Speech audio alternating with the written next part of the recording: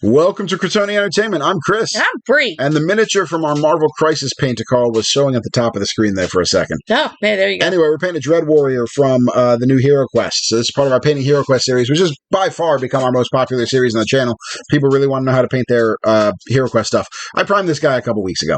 I've been sitting on this guy going, how to do this Dread Warrior. I'm going to show armor techniques. Do I want to do accent colors? What accent color? What color do I want to do his robe? And then I decided, after we did the gargoyle, we did that kind of marble sandstone gargoyle. Yeah. Wouldn't it be cool if we had a animated stone statue Dread Warrior? That'd be fun. I may not do all my Dread Warriors like this, but I'm definitely doing this one this way. So we're going to do a weathered stone effect that's not dissimilar. If any of you are Warhammer Age of Sigmar players, there's a number of people out there who do what they call Stonecast Eternals, which is takes the Stormcast Eternal army from Warhammer Age of Sigmar and does them up as if they are living animated stone. Great. So this is probably going to be fairly similar to what some of those have done.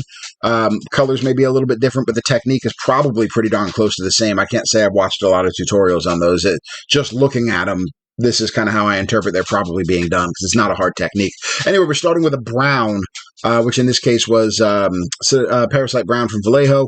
Then we went into a green, which was Elysian Green from Citadel. Then we're using a progressive series of grays, which in this case I grabbed the Citadel Eshin Gray, the Citadel Dawnstone, and the Citadel Administratum Gray. Any grays will do. I did 3 because I want to do this progressive stone thing, and it's all dry brushes. We started by priming the miniature black. We did a heavy dry brush of the brown. We did a light spot dry brush a second ago with the greens. Like, it didn't cover every single part of the miniature. It was a couple random spots because we wanted it to look like earthy moss and kind of sticking through. Then we're doing this Eshin Gray. It's a moderately heavy dry brush. You're still going to see hints of the brown and hints of the green underneath. When we finish with the Eshin Gray, we're going to transition into the Dawnstone with a lighter dry brush. And by lighter dry brush, I don't know if I've ever really described this. I've described dry brushing. You've probably seen dry brushing. Most of the people painting miniatures have probably done a dry brush at some point. I'm probably not treading any new ground for anybody. But a heavy dry brush versus a lighter dry brush basically means when you dip your brush into the paint, you wipe it off.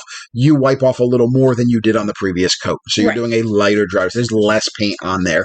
And then when you get to your Administratum Gray, you do the exact same thing again. You wipe off even more than you did on the mid-tone gray that you're working with for your light gray. And you can take this a step further. If you've got even lighter shades of gray, you can put those in. If you've got whites you want to use for the very, very tips, you can do that as well. All we're going for is an overall kind of stone look.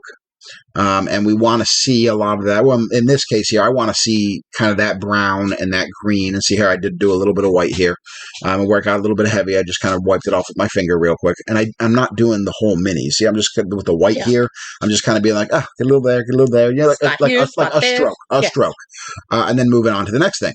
So now we've got this stony warrior, and I want to make things glow on him. I chose to use Tesseract Glow. You could use whatever you want to use.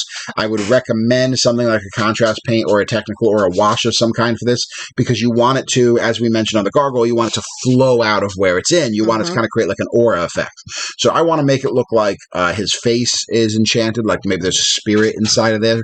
So I did it on the visor. I did it on his weapon. I was just going to do it on the main mace part, then I decided, screw it, let's do the whole weapon, almost like the weapon itself.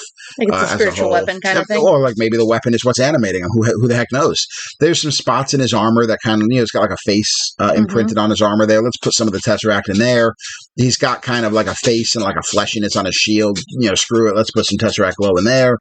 Let's just bring a little extra life to this miniature. And I chose the green because I'm going for something muddy and something naturalistic, like a bright blue or a bright red. That would certainly bring out kind of that more magical aspect to it, rather than that life magic thing, as the dogs tap dance in the background. Yeah, the dogs. I love it when they do this. They really help us out. They just go.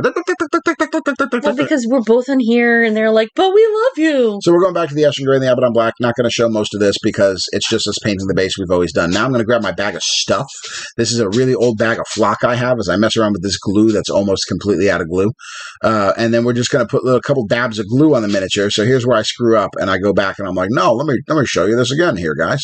So here we go. Here's another clip. There's my bag of stuff. I didn't show it well the first time. It's just green flock. Flock is basically really fine sawdust with some coloration.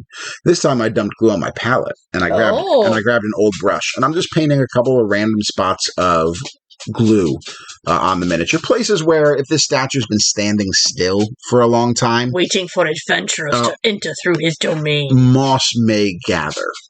So that's kind of what we're doing here. Anyway, this is once we do this, we're going to dip him in our bag of stiff, and we're going to come up with a miniature that's got all sorts of. So here we go. We dip him in. We kind of shake him up a little bit. We pull him out. We blow him off a bunch to get some of this off. But basically, now we've got a mossy miniature who's good to go. So like and subscribe for more content. Hit the bell button for more notifications. We'll see you next time, guys. Bye. Wait. HeroQuest. Oh, HeroQuest.